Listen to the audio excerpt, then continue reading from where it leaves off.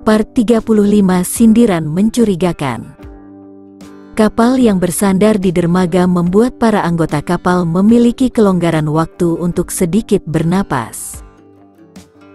Seperti halnya Jaka, bersama dengan rekannya Arnold, sudah berada di salah satu mall besar.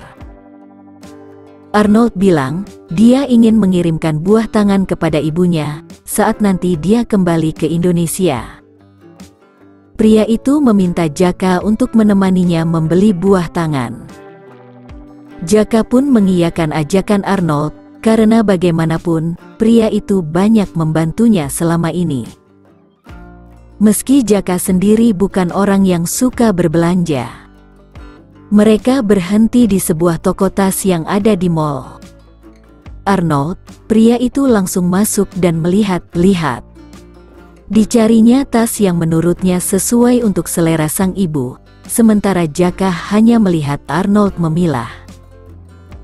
Mata Arnold tertuju pada tas bludru merah yang nampak elegan. Dia mengambil dua tas dengan motif sama, namun berbeda dengan warnanya. Pria itu menunjukkan kepada Jaka kedua tas tersebut. Menurutmu tas mana yang harus kubeli? Ibuku sangat menyukai warna soft seperti ini, tapi jujur aku bingung untuk memilihnya. Di satu sisi aku merasa ibuku sangat cantik dengan tas bludru merah ini. Jaka menghela napas, bertanya dengan aku pun tidak ada gunanya. Karena jujur, no, aku tidak pandai memilih barang wanita seperti ini. Arnold menoleh pada Jaka. Kau tidak pernah membelikan tas untuk istrimu, Jaka? Tidak, aku tak pernah berpikir dia akan menerimanya. Karena sebelumnya dia marah saat aku membelikan perhiasan untuknya. Demi Tuhan, kamu begitu nah? Kamu sudah memutuskan menikah, dan kamu setidaknya harus menyenangkan dia. Kau harus membelikan istrimu buah tangan setidaknya. Belikanlah tas yang kau pilih sendiri, percayalah, dia akan menerimanya, dan meski dia awalnya menolak. Jaka terdiam, apa tidak masalah jika aku membelikan tas untuknya? Aku rasa istriku adalah tipe wanita yang tidak pernah berpergian, apalagi dengan tas seperti ini. Apa dia tetap membutuhkannya? Tentu. Dia istrimu. Kau bekerja untuk mendapatkan uang, guna memanjakan kehidupannya. Belikanlah sesekali barang untuk istrimu, entah itu dia butuhkan atau tidak. Setidaknya, dia akan menghargainya inisiatif darimu. Tunggu, aku ingin ke toilet sebentar. Baiklah. Arnold meninggalkan Jaka yang masih tertegun di tempat.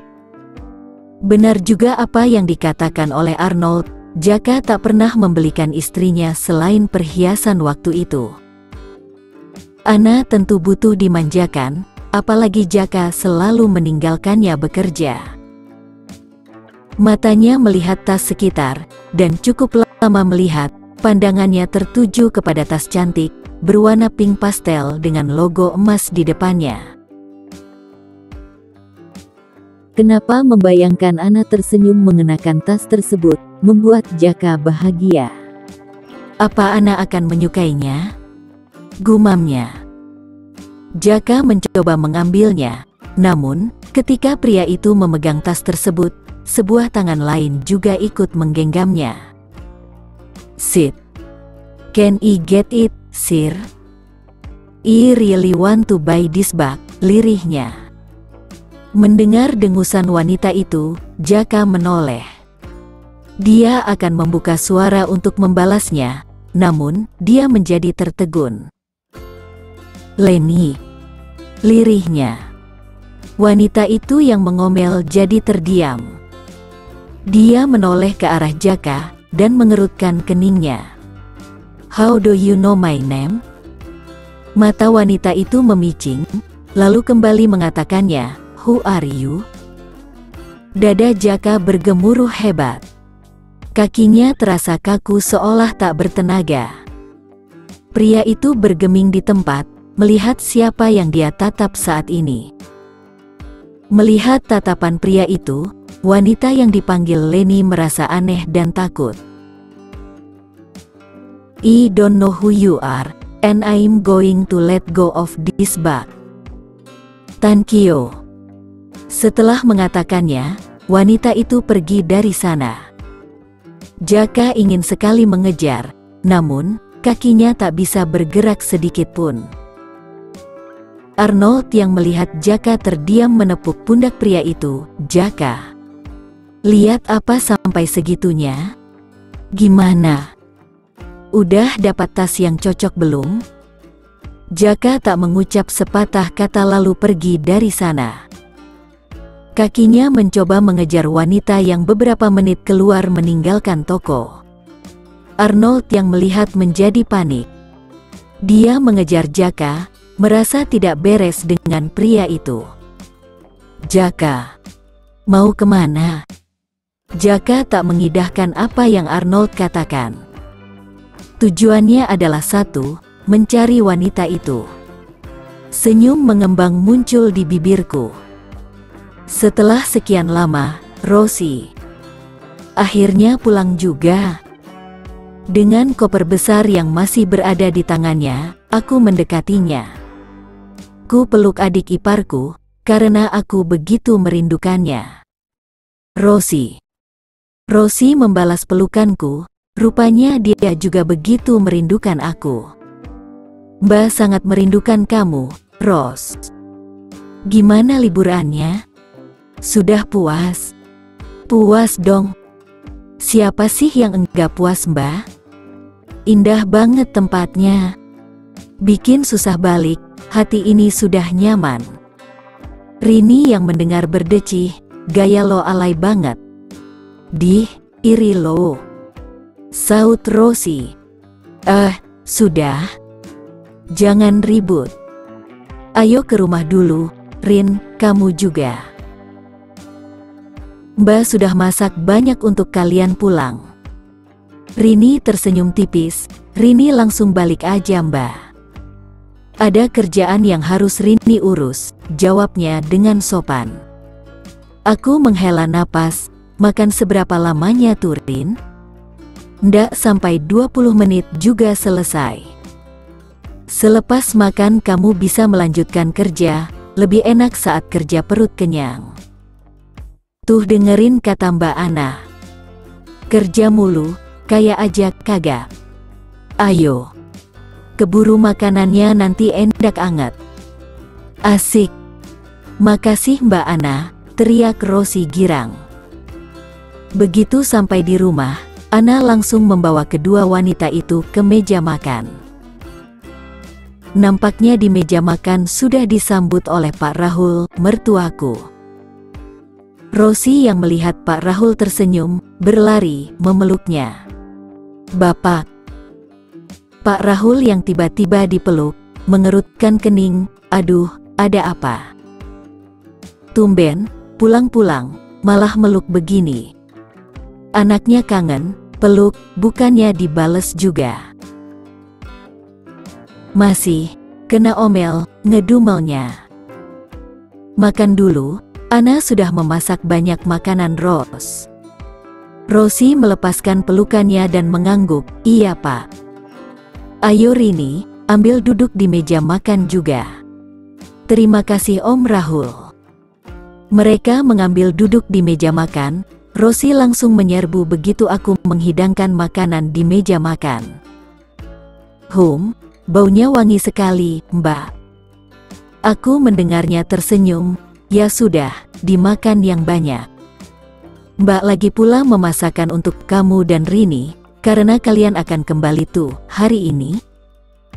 Hehe iya Mbak, makasih. Sayang Mbak Ana. Interaksiku mendapat perhatian dari Pak Rahul rupanya. Beliau tersenyum tipis melihatku begitu memperhatikan Rosie. Aku menangkap senyuman pria itu untukku. Jantungku mulai berdegup, tak kala senyumannya begitu indah di indera penglihatanku. Ada siapa ini? Semua menoleh ke sumber suara. Ternyata, Tante Nandra datang ketika kami semua sedang makan bersama.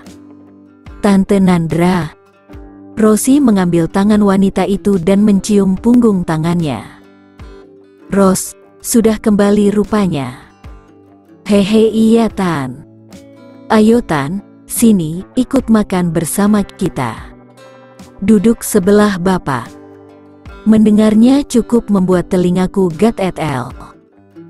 Siapa dia yang berani untuk duduk di samping Pak Rahul? Tante Nandra pun terlihat tersenyum.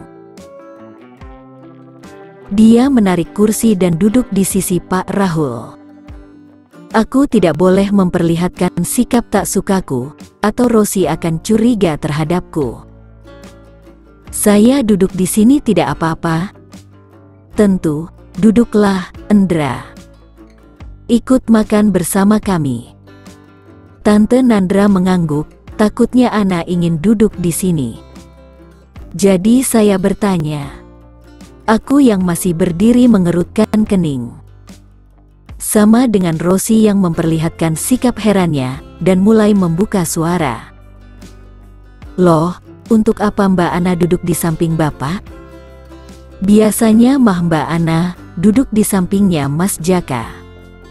Emang, ada alasan Mbak Ana duduk di samping Bapak? Aku meneguk selaiva. Tante Nandra terkekeh, bukan, Tante kira duduknya bebas saja. Melihat posisi Ana dekat dengan Bapak kamu, Ros. Tante takutnya jadi enggak enak. Hehe, enggak Tante.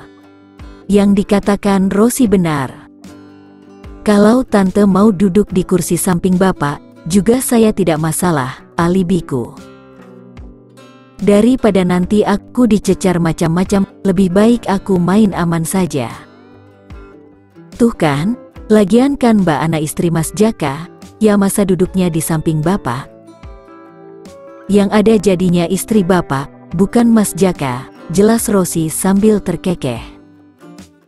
Tante Nandra ikut terkekeh, kamu ini, mana mungkin Ros? Masa Ana, menantu jadi istri mertua? Hanya orang G. Lah saja yang mau berhub asteris nganjel 4P dengan mertua, iya bukan Ana? Tanya Tante Nandra. Dek, apa aku ketahuan? Lanjut part 36.